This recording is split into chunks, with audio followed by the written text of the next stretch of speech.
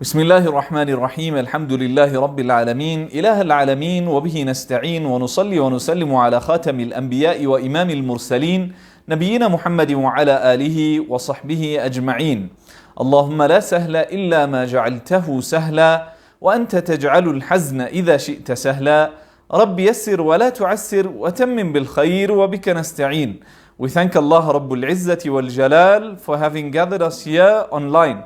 And we ask Allah subhanahu wa ta'ala to surround us with the malaikah wherever we may be, and to raise us with the anbiya alayhimus salatu was salam and those whom He has mentioned with them. Ameen. A man comes to Rasulullah sallallahu alayhi wasallam and he says to him, "I'dhan li bizina, allow me to commit zina."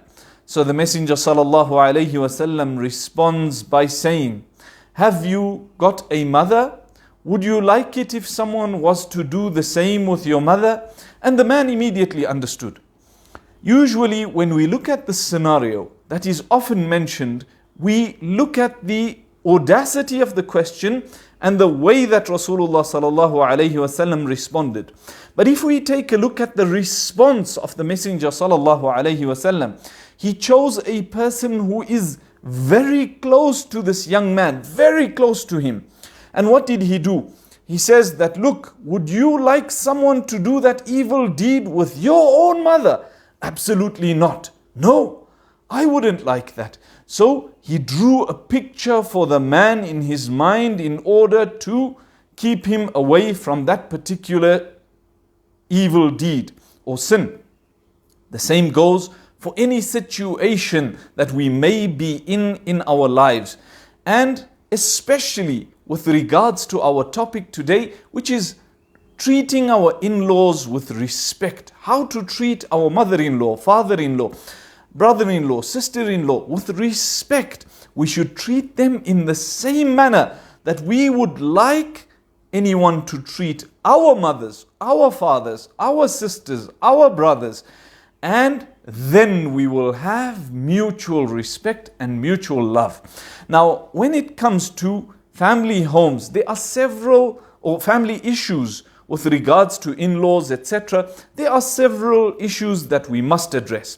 And I think primarily one of the main causes of disputes within the home with regards to in-laws is because we choose to live together all the time. If we go back in history, we will see that the Sahaba radiyallahu anhum, when they married, they lived separately. They had their own space. They had their own personal space in which each person was comfortable. So you find that the mother-in-law, father-in-law would be living separately to the daughter-in-law and the son. And this made it easy for them to then love each other and to look after each other, because familiarity breeds contempt. When you are together all the time, then you begin to hate one another. So, as much as this is a problem that I'm mentioning, the solution is mentioned within the problem. Live separately if you can.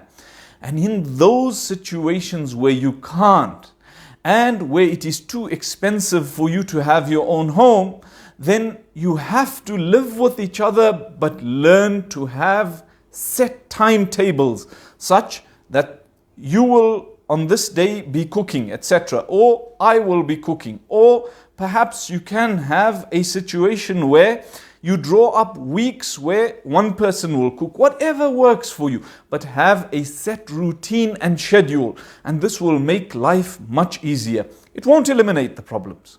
It won't. But it will make it much, much easier to deal with. When it comes to issues within the home, especially with in-laws, we find that the wagging of the tongue most of the time is the cause of a lot of dispute. So a person does not think about what they're about to say and they utter it. They just say it out. And it causes a lot of problems. You know, Rasulullah sallallahu alayhi wasallam told us for a reason, "Man adman li ma bayna lihyayhi wa fakhidayhi أضمن له الجنة. The one who is able to safeguard that which is between his jaws and that which is between his legs, then I will guarantee him Jannah. Allahu Akbar. Why did Rasulullah sallallahu alayhi wasallam say this? Did he say it so that we can just look at it and think, oh, that is something virtuous? No. Practice upon it within your life. When you want to say something, think before you say it. Think before you utter it. Because at times it is innocently said, you just say something back and you don't actually mean it. Or you don't mean to say it in a harsh way and it comes out that way. So if we are to guard that which is between our lips, then 50% of our Jannah has been guaranteed. And if we are to guard that which is between our legs, then the other 50 is guaranteed as well. Allahu Akbar. So guarding the tongue is absolutely essential within the marital home. Thirdly, we find that sometimes a spouse will go out and talk to others with regards to the problems that they have within the home. I understand that it is important to vent at times. It's important to talk to others about your problems, to process what's happening in your life.